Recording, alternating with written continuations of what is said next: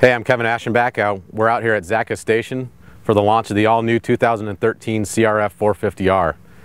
As you look at the bike, you can see it's all new. It's designed from the ground up, total package. We've got a lot of new innovations and features on the bike, so I'm going to take you through those changes. Starting with the fork, you can see it's a KYB PSF, or pneumatic spring fork, so it's an air fork in the front. Gets rid of the springs for about 2 pounds lighter weight savings right out of the front. It's great for tunability. You're able to take it to the track. A simple bicycle pump starts at about 33 psi.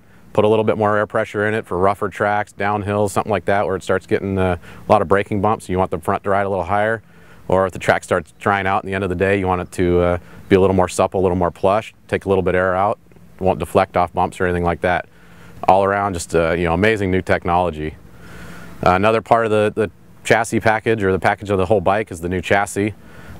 We've taken kind of what we've learned from the 2002 through 2012 CRFs and applied that technology, and it's made some changes for 2013. And I think you can see, just looking at the bike from the side, you can see the frame spar where it intersects with the head tube. That's quite a bit lower, intersects kind of at the middle of the head tube. The rear frame spar kind of intersects at the rear shock mount a little bit lower, about 14.5 millimeters lower. And a lot of that aim is kind of to keep the mass low on the bike, and it's also to kind of tune the rigidity of the chassis. The new fork, as it works with the chassis and as it works with the motor and everything, it's an all new package, and we kind of tune that rigidity chassis handling feel, and made it something that you get really good rider feedback, a lot of confidence out of the front end of the bike. Soaks up the bumps, works really well. And I kind of talked about the fork, taking some weight off the front. We also pulled some weight off the back. We went to a dual muffler system, and it really tucks the mufflers in. I think you'll see that, taking 2 pounds of weight off the front, taking some weight off the rear by tucking it in is, we've really done some mass centralization and moved some weight towards the middle of the bike. And that's big for when you're going down straightaways. It's rough. You don't got a heavy exhaust or canister hanging off the back of the bike, kind of, wagging the tail of the dog, if you will. It really works good in keeping that weight to the middle of the bike.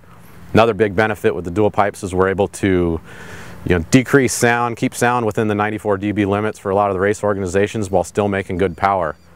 It's key in a lot of these sanctioned bodies, and just tracks closing down, keeping the bikes quiet is key. It's going to keep tracks open and keep people riding for years to come.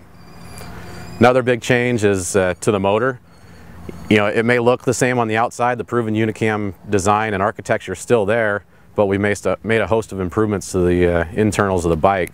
One of those changes is a higher compression piston. We raised the compression from 12 to 12.5.1, and what that's going to do is give you a little bit more power right off the bottom in the mid, and just give you a little bit more response, more hit.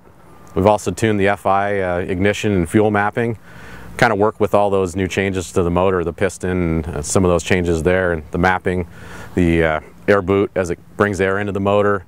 The cylinder head has new porting, bigger diameter exhaust valves, and then the dual pipes, you're kind of able to flow more air into the motor, more air out, and make power, all while keeping the sound low.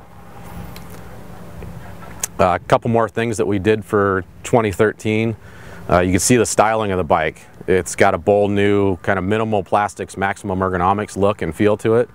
We pride ourselves on having really good ergonomics and comfort for a broad range of riders. We want to make sure the bike fits a lot of people, and so our engineers in testing really paid attention to making sure that all that stuff fits. There's nowhere like places that are going to hang up on your boots or hang up on your knee braces or anything like that. We want to make sure as you're moving around on the bike really works well underneath you. You're able to grip it and feel comfortable, maneuver the bike around. Some other changes, little things, we look at everything when we're kind of designing that stuff, is, even the plastics of the bike, the rigidity as you go out towards the middle of the fender, out towards the rear, the thickness changes and gets a little bit thinner. It's somewhere we're able to save a little bit more weight, and you don't need all that thickness or all that rigidity out at the end of the fender or out at the edge of the shrouds. It's kind of little things like that that our engineers look at that really make this thing an amazing new bike.